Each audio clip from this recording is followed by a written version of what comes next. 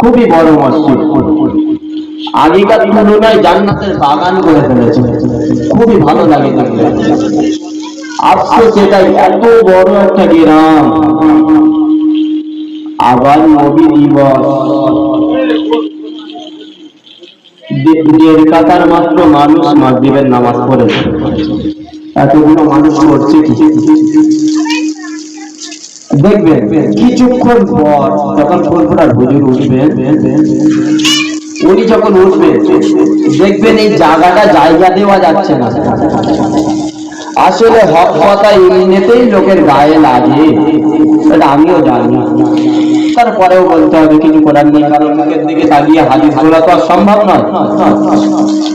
কারণ মুখের দিকে তাকিয়ে কথা বললে কাল কিয়ামতের ময়দানে যারা কথা বলে না ওরা মানুষদের সম্মুখে তাদের জিহ্বাখানা এটা দুভাগ করে দেওয়া হবে। ওই জন্য আমরা কারো মুখের দিকে তাকিয়ে কথা বলতে রাজি নয়, আমরা ভেদাভেদ সৃষ্টি করতে রাজি নয়, আমরা মারামারি করতে রাজি নয়, আমরা দরদি। মুসলমান মানে দরদি, মুসলমানের বুকে অনেকটা বেশি ভালোবাসা না। ভালোবাসা থাকে, আপনি ইতিহাস মধ্যে থাকেন, ফিলিস্তিনবাসীদের কাছে কারা এসেছিল?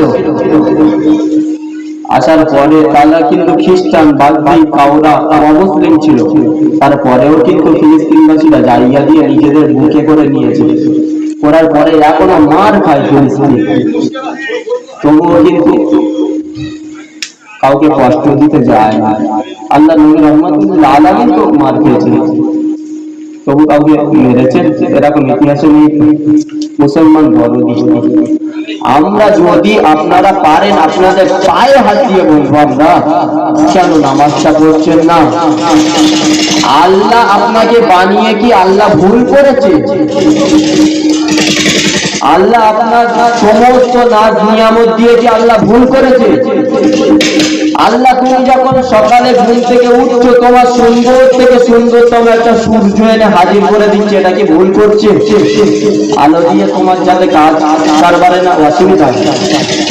আবারও যখন তুমি সারাদিন কাজ করে ক্লান্ত অনুভব করছো, তখন আবার আবহাওয়া নির্মম করে দিয়ে অন্ধকার নামিয়ে দিয়ে তোমাকে ঘুম পড়াচ্ছে। জোরে বলেন, আল্লাহ কি এটা ভুল করছে? তুমি যাকে চিনতে না দুনিয়ার বুকে এসে তাকে চিনে দিচ্ছ।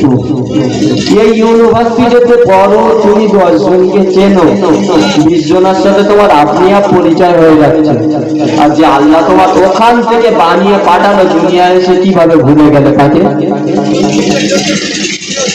বোঝার ব্যাপার। যাই হোক, আমরা সকলে নিয়ত করি,